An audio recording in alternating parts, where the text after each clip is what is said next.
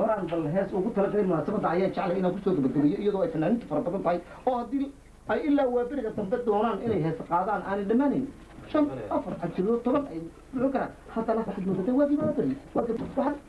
bal haddaba addagaan jirin aan sooraan aan u dhiib garfo wanaag